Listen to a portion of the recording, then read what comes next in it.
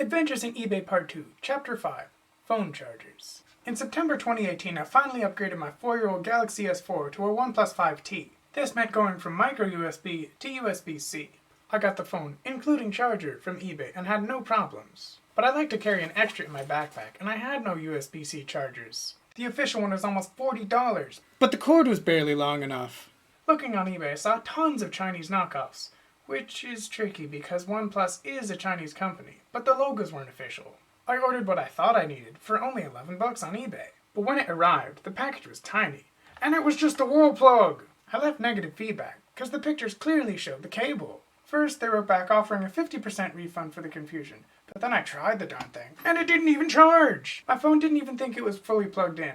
It switched between charging and not charging every few seconds, took 3 hours, and didn't even fully charge. I am not fully charged! So I was like, first you don't send me the cable, then the darn thing doesn't even work. They caved and gave me a full refund and said I could keep the useless item, because it wasn't worth them paying shipping. They knew what they were doing. So I left eBay and went to an actual Chinese site, AliExpress, but this one worked. And still cheap. Look at this. 11 for the block, and only 4 extra for the cable, and 50 cents to upgrade to the long cable, so knockoffs aren't all bad. AliExpress, thumbs up. But back to the bad. I had 2 bikes and 2 locks, but always preferred the cable one for convenience. So I hopped on eBay. That's where you went wrong. I know, it was a huge mistake. You were a huge mistake. Hey! I got one for $8, and got an extra for Liam because they were so cheap. Too cheap, as I found out. I noticed the plastic housing felt flimsy, and I had the hardest time setting the combination.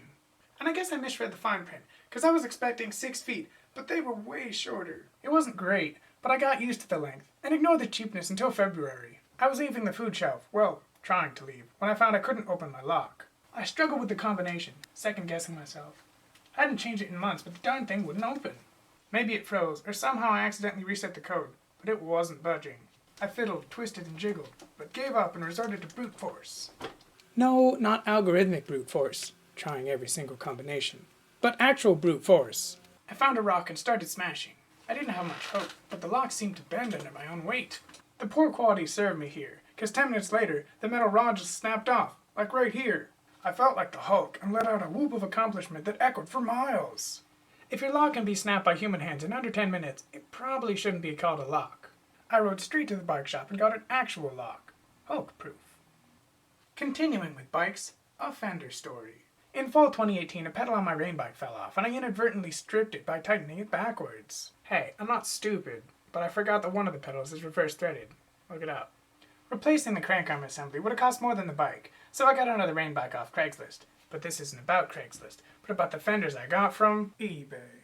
They didn't come with enough screws, so I used zip ties. But the real problem is this part. What part? Exactly. Fenders have to be held up here in the middle, and this works fine for the front. But the back piece was literally just a strip of aluminum you had to bend to catch the fender, and it snapped in half after 6 months. So I just added more zip ties. I get helmet hair, and figured I should carry a hairbrush to look more presentable at work.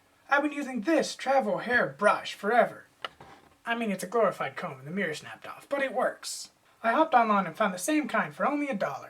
Not 30 minutes later, I remembered I used to keep an extra brush with my swimsuit, but we were in Montreal, so I couldn't check.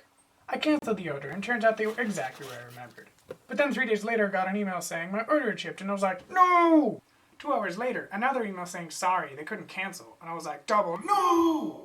I took the hit because it was literally only $1, but learned that eBay is really hit or miss if you can cancel, even minutes after. So now I have a home brush, a backpack brush, and a work brush, which is redundant because I take my backpack to work.